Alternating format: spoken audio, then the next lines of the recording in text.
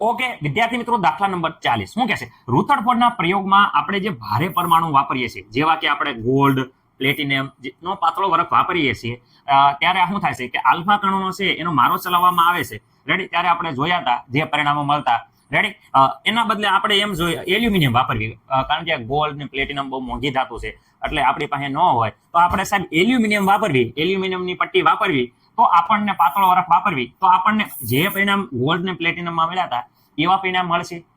વિદ્યાર્થી મિત્રો, આપણે વાત કરે છે એલ્યુમિનિયમ.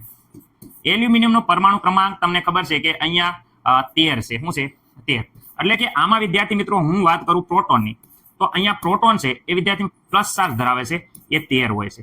ઓકે, હવે વાત કરે છે પ્લેટિનમ અને વિદ્યાર્થી મિત્રો ગોલ્ડ. ઓકે, પ્લેટિનમનો અને ગોલ્ડ. વિદ્યાર્થી મિત્રો પ્લેટિનમનો છે 78 અને અહીંયા થાય 79. એટલે કે અહીંયા 78 પ્રોટોન હોય, એટલે કે ધન વિસ્ભાર કેવો હોય? વધારે. ઓકે, અને અહીંયા 79, એટલે કે આમાં પણ ધન વિસ્ભાર વધારે હોય કમ્પેરિઝન ટુ એલ્યુમિનિયમ. એલ્યુમિનિયમ જોઈ શકો છો કે ધન વિસ્ભાર જોઈ શકો છો કેટલો છે? માત્ર ને માત્ર ચાર્જ કેટલો છે? 13 છે. એટલે કે વિદ્યાર્થી મિત્રો ઓછો છે. કેવો છે? ઓછો. રેડી?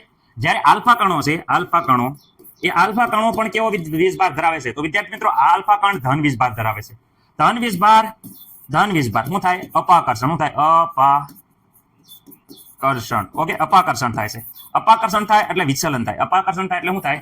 વિચલન. ઓકે સર, અપાકર્ષણ થાય એટલે શું થાય? વિચલન. એટલે વિદ્યાર્થી મિત્રો આપણે એલ્યુમિનિયમ જેવા હલકા પરમાણુ, એટલે કે એટલો બધો ધન વિસ્ભાર નથી, ઓછો ધન વિસ્ભાર છે. કેવો છે? ઓછો ધન વિસ્ભાર ના કિસ્સામાં આલ્ફા કણનો જ્યારે અથડામણ દરમિયાન શું થાય છે? થોડા ઓછા સ્થાનાંતર પામે છે. એટલો બધો જેવો આ ધન વિસ્ભાર વધારે આમ ધકેલી દેતા એટલું બધું આ ધન વિસ્ભાર છે ઓછો હોવાના કારણે એટલું બધું શું થાય? થોડો ઓછો સ્થાનાંતર પામે છે, અને તેથી જ તે શું થાય છે? આલ્ફા કણો અથડાઈને પાછા ફરશે નહીં. રેડી? અથવા તો મોટા ભાગના ખૂણે વિચલન દર્શાવશે નહીં. કેમ? કારણ કે હલકા પરમાણુ છે એમાં ધન વિસ્ભાર કેવો હોય છે?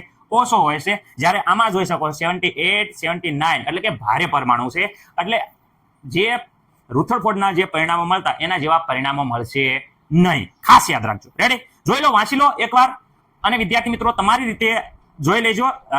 થોડું સ્પીડમાં ભણાવું છું કારણ કે આપણે ઘણું બધું દાખલા કવર કરવાના છે.